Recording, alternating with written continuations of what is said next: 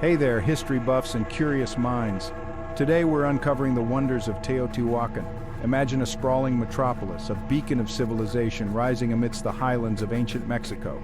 Teotihuacan was a powerhouse, a cultural and economic hub that left an indelible mark on Mesoamerica. From roughly 100 BC to 550 AD, Teotihuacan was the place to be.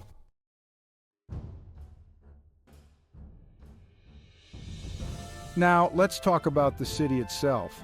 Teotihuacan was massive, covering over 8 square miles with a population that would make your jaw drop. The city was laid out on a grid system with wide avenues and impressive architecture. The Pyramid of the Sun, the third largest pyramid in the world, stands as a symbol of Teotihuacan's power and grandeur. Teotihuacan is more than just ruins, it's a portal to another time, a glimpse into the lives and beliefs of a people who left an undeniable legacy on the world.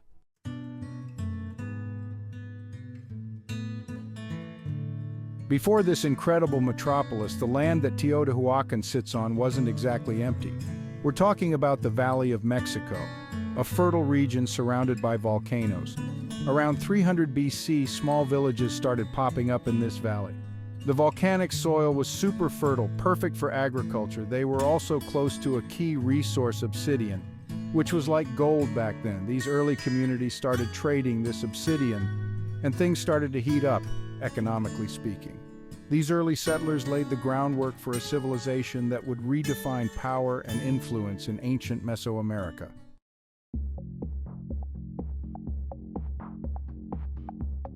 It's around 100 BC, and something incredible is happening in the Valley of Mexico. Small villages are starting to combine, forming a larger, more complex society. This is the beginning of urbanism in Mesoamerica, the birth of Teotihuacan. Teotihuacan was strategically located to control the valuable obsidian trade. This economic power fueled the city's growth, attracting people from far and wide. Imagine living during this time of rapid expansion with new faces, languages, and ideas pouring into the city. It must have been an exciting, dynamic, maybe even a little chaotic time to be alive.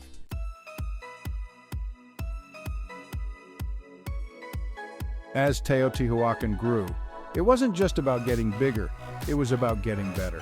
These folks were innovators, engineers, architects way ahead of their time. The heart of Teotihuacan was a massive plaza, the Street of the Dead. It was a grand boulevard over 2 miles long and lined with temples, palaces, and apartment complexes. The whole city was laid out on a grid system with streets intersecting at perfect right angles. The Pyramid of the Sun, the largest structure in Teotihuacan, was an engineering marvel, perfectly aligned with the stars. It was a testament to the Teotihuacanos' understanding of astronomy and mathematics.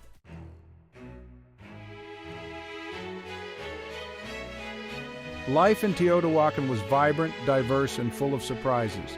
Teotihuacan was a melting pot with people from all over Mesoamerica calling it home. The Teotihuacanos didn't have a written language that we've been able to decipher yet, but we do have clues. Archaeologists have uncovered homes, workshops, and markets, giving us glimpses into their daily routines. They were skilled craftspeople, creating pottery, textiles, and obsidian tools that were traded throughout Mesoamerica. Religion played a huge role in their lives, with pyramids serving as sacred spaces dedicated to the gods. The Teotihuacanos worshipped a pantheon of deities, including the storm god, the feathered serpent, and the great goddess. Their beliefs permeated every aspect of their lives, from grand ceremonies to offerings made in their homes.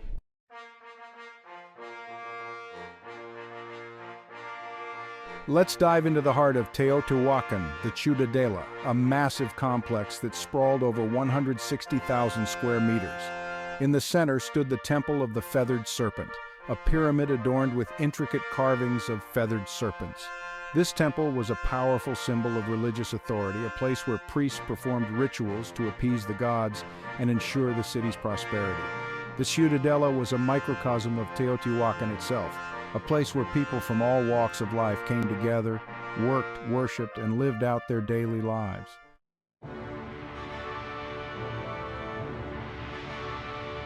Let's take a stroll down the most famous street in Teotihuacan, the Avenue of the Dead. This grand boulevard stretched for over 2 miles and was lined with some of the city's most impressive structures. The Avenue of the Dead wasn't just a road, It was a symbol of power and grandeur. It divided the city into two halves, with the Ciudadela located at its heart. As you walked down the avenue, you'd pass by temples, palaces, and apartment complexes, all built with a level of precision and artistry that blows your mind.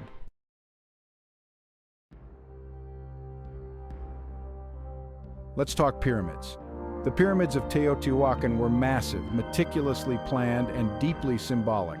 The biggest and baddest of them all was the Pyramid of the Sun, the third largest pyramid in the world. This behemoth soared over 200 feet into the air, its base covering an area larger than the Great Pyramid of Giza.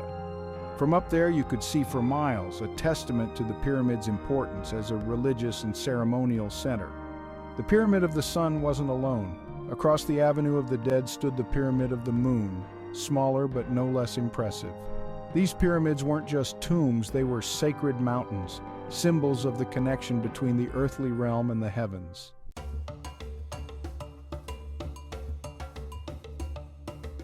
What was it like to actually live in this ancient metropolis? Imagine a city alive with the sights, sounds, and smells of over 100,000 people.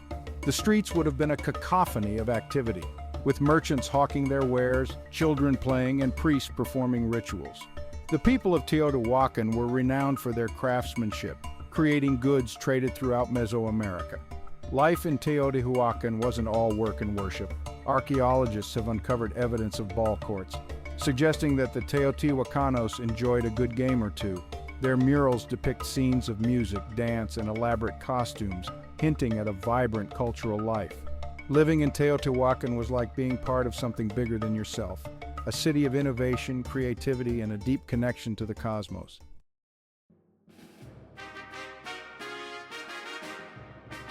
Teotihuacan's story doesn't end at the city limits. Its influence stretched far and wide, reaching every corner of Mesoamerica. We're talking about a cultural and economic powerhouse, a trendsetter that left its mark on everything from art and architecture to religion and trade. Archaeologists have found Teotihuacan-style pottery, figurines, and even architecture popping up in places hundreds of miles away. This wasn't just a coincidence, it was a sign that Teotihuacan's influence was spreading like wildfire. Imagine being a traveler from a distant city, arriving at the outskirts of Teotihuacan for the first time, awestruck by the sheer scale of the city.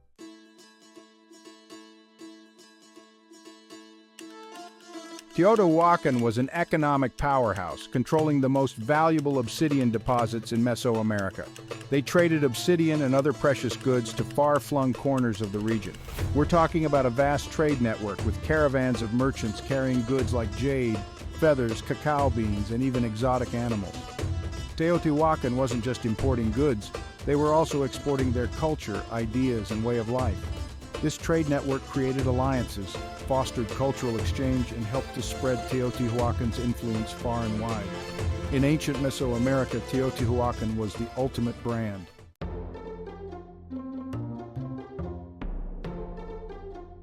Teotihuacan wasn't just about conquest and economic domination, they were also about cultural exchange. The rulers of Teotihuacan welcomed people from all over Mesoamerica, establishing neighborhoods for foreign merchants and encouraging intermarriage. This cultural exchange went both ways, making Teotihuacan a dynamic and innovative city. This constant flow of ideas, beliefs, and artistic styles is what made Teotihuacan such a vibrant and unique civilization.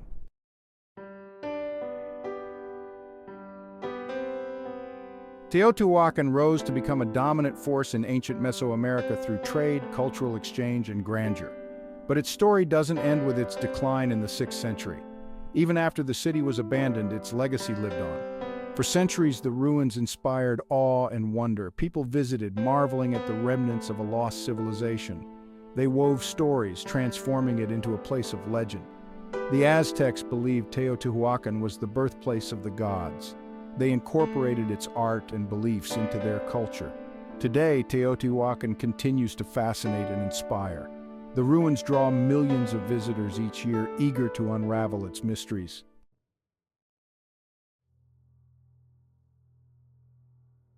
Okay, folks, brace yourselves because things are about to get a little intense. We've been talking about Teotihuacan at its peak, this magnificent city, a beacon of civilization. But even the mightiest empires can crumble, and crumble it did. By the 6th century AD, Teotihuacan was in trouble, and by the 7th century it was essentially a ghost town. What happened? How could a city this powerful, this advanced, just disappear? Well, the most dramatic evidence we have is fire. Archaeologists have found a layer of ash, literally burned stuff, throughout the city, especially concentrated in certain areas. We're talking palaces, temples, important buildings, torched.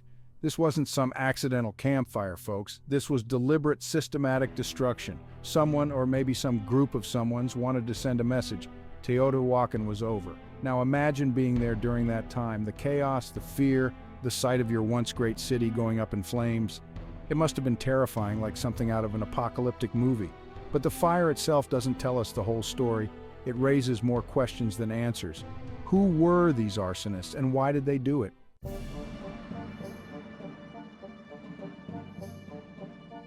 Here's the thing about Teotihuacan's decline. We don't have all the answers. It's like trying to solve a cold case, piecing together clues from centuries ago. We've got some pieces of the puzzle, the fire, abandoned homes, changes in artistic styles. But putting it all together is a real head-scratcher. Archaeologists and historians have been debating this for years, and there's no single universally accepted explanation. One theory is that Teotihuacan was invaded, conquered by enemies. Now, there is some evidence of militarism in Teotihuacan's later years, fortifications being built, weapons being found. But here's the catch. We haven't found a massive battle site, a smoking gun that screams invasion. Plus, the destruction seems focused on specific areas, not widespread like you'd expect from a conquering army. It's more like a targeted attack on the city's elite and its symbols of power. So if it wasn't a full-blown invasion, what else could it be? Well, some folks think it was an internal uprising. Imagine the pressure of living in a city that big, with limited resources. Maybe the gap between the haves and have-nots grew too wide, leading to resentment, rebellion, and ultimately revolution. Let's explore internal strife. Teotihuacan was a massive, complex society. Different social classes and groups vied for power. Over time, some groups started to butt heads. The city's cultural diversity could lead to tensions. Different ideas about governance and worship caused conflicts. When differences couldn't be resolved, things got ugly. Farmers struggled while elites lived in luxury. Resentment could fester and lead to revolt. Power vacuums attracted ambitious factions.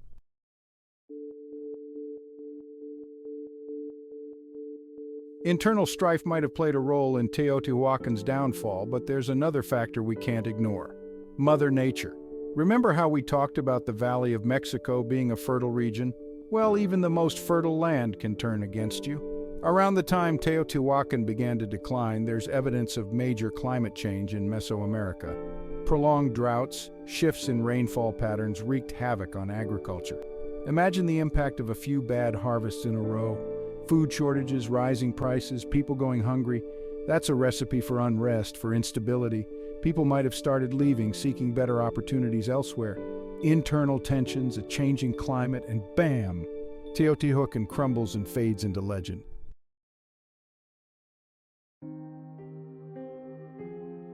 Teotihuacan, man, it's more than just a pile of old stones baking in the Mexican sun. It's a story, a mystery, a reminder that even the most powerful civilizations can rise and fall. Think about it, those pyramids, those avenues, they've stood for over 1,500 years, silent witnesses to the passage of time. And yet, even in their silence, they speak volumes. Standing among those ruins, you can almost hear the echoes of the past. The laughter of children playing in the plazas, the chants of priests performing rituals atop the pyramids, the clatter of merchants hawking their wares.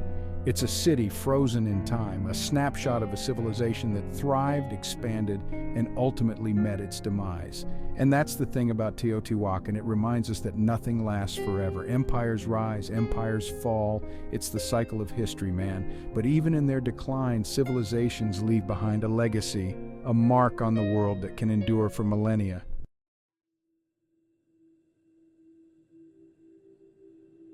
So what is Teotihuacan's legacy?